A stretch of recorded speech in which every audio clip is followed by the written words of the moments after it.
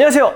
네, 호야입니다. 제가 예전에 카페와 제주도 게스트하우스 오픈과 관련해서 영상을 올렸잖아요. 그래서 많은 분들이 이런 의문점을 가지고 계시더라고요. 너는 홍보대 행사를 그렇게 잘한다면서 왜 갑자기 카페랑 제주도 게스트하우스를 오픈을 했냐라는 생각 말이죠. 그렇죠. 맞습니다. 홍보대 행사랑 카페 그리고 제주도 게스트하우스는 전혀 연관성이 없습니다. 근데 제가 왜 갑자기 뜬금포로 카페랑 제주도 게스트하우스를 오픈하게 되었을까요? 많은 분들이 아시다시피 저는 홍보대 행사를 지금 4년째 운영을 하고 있고요. 직원도 4명이 있을 만큼 나름의 이제 기반을 잡았다고 생각을 합니다. 근데 왜 제가 갑자기 이러한 상황에서 게스트하우스와 카페를 오픈하게 되었을까요? 지금부터 그 이야기를 해드리도록 하겠습니다.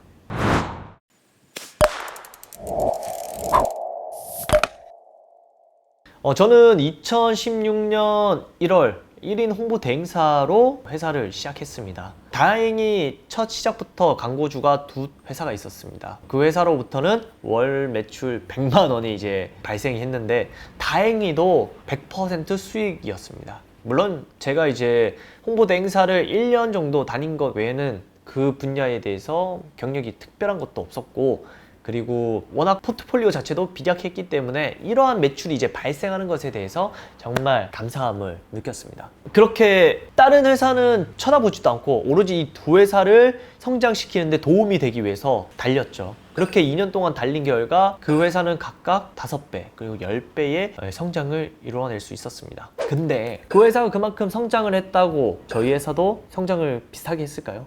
그렇지는 않더라고요. 물론 성장은 했지만 그 회사의 성장에 비해서는 비비할 수밖에 없었습니다. 사실 가치를 제대로 인정 못 받았기 때문에 그러하지 않았나라는 생각을 해봅니다. 물론 제가 부족한 부분이 있었기도 하겠지만 또한 이제 홍보라는 것이 이제 무형이잖아요. 그러다 보니까 제대로 가치를 받을 수 없었지 않았나라고 생각을 했습니다. 그때 그런 생각이 들더라고요. 자체 브랜드를 꼭 만들어야겠다. 그때부터 어떤 브랜드를 어떻게 키울지에 대한 생각을 심도 있게 했는 것 같습니다. 물론 생각만으로 했고 실천으로는 옮길 수가 없었습니다. 제가 하려는 이 사업 자체가 브랜드를 하나를 만들려는 것 자체가 워낙 큰 돈이 들기 때문에 그렇죠. 그때 당시에 저는 돈이 많이 없었거든요.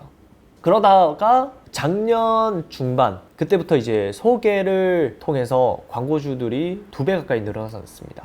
그 결과 저희 회사의 매출이 눈에 띄게 늘어났고 그 매출 중에 유보금을 이제 많이 쌓을 수 있었던 거죠.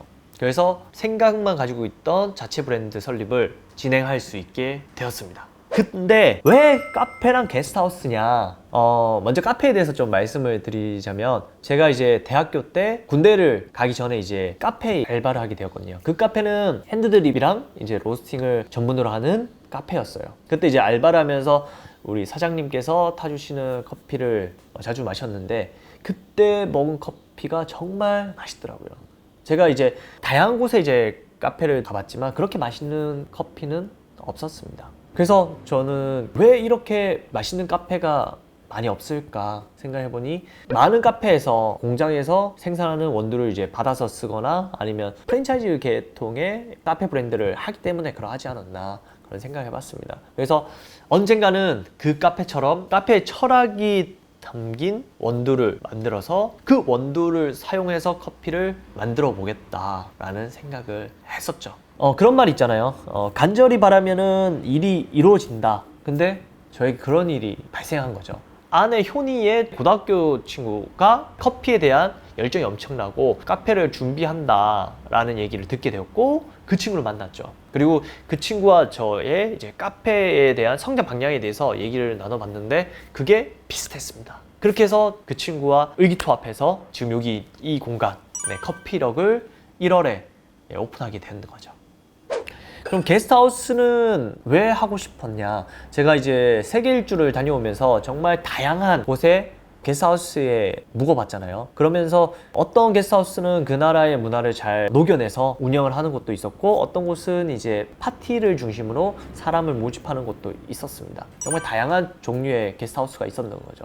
그러다 제가 이제 귀국을 하고 제주도에 자주 이제 갔었는데, 제주도 게스트하우스는 생각보다 많은 곳에서 파티를 중심으로 사람을 끌어모으는 경향이 있더라고요. 근데 의외로 이제 제주도에 제주도를 담은 컨텐츠를 가지고 있는 곳이나 아니면 게스트하우스의 본질인 잠에 집중한 곳이 거의 없었습니다. 그래서 이러한 곳이 좀 있으면 좋겠다라는 생각에 언젠가는 좀 이러한 내용이 담긴 게스트하우스를 만들면 어떨까라는 생각을 하게 된 거죠. 근데 홍보는 정말 자신이 있지만 이쪽 분야는 제가 직접적으로 운영을 해보거나 뭔가 경험이 그렇게 많지가 않지 않습니까? 그래서 이 분야에 정말 열정이 있는 친구와 함께 해야겠다라는 생각을 하면서 작년 중반 이후부터 찾게 된 거죠.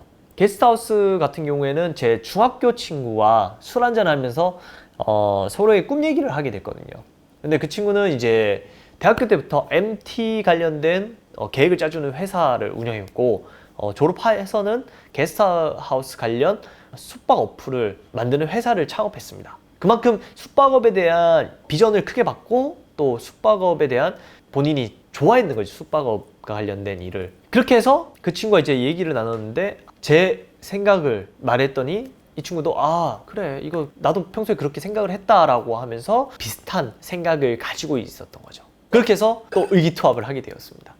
근데 이제 너무 동시다발적으로 이루어졌기 때문에 이도 저도 안 되지 않냐라고 생각을 하지만 저는 그렇게 생각하지는 않습니다. 왜냐하면 그 효니의 친구가 이 커피력의 주체이고, 그리고 제 중학교 친구가 그 게스트하우스의 주체이기 때문에 저는 잘 돌아갈 거라고 그렇게 생각을 하고 있습니다. 물론 그렇다고 해서 제가 뭐 그냥 지켜보는 그건 아니고, 홍보 파트는 저희가 무조건 맡아주고, 그 다음에 기획적인 부분이 필요하다 하면은 저도 열심히 돕고 있는 그런 서포트 입장에서 참여를 많이 하고 있는 중입니다. 결론적으로 제가 게스트하우스와 카페를 오픈하게 된 이유는 우리의 철학이 들어간 브랜드를 만들면서 고객들에게, 뭐 소비자들에게 인정받고 싶은 그런 욕구가 있었기 때문이라는 것을 말씀을 드리고 싶습니다. 오늘은 여기까지 이제 이야기를 드려보겠습니다. 혹시나 제가 이야기했던 내용 중에 궁금한 내용이 있으면 언제든지 댓글로 남겨주시면 친절히 답변해 드리도록 하겠습니다. 그러면 다음에도 또 재미난 컨텐츠를 가지고 여러분들 앞에 오도록 하겠습니다. 그럼 다음에 또 뵐게요. 안녕!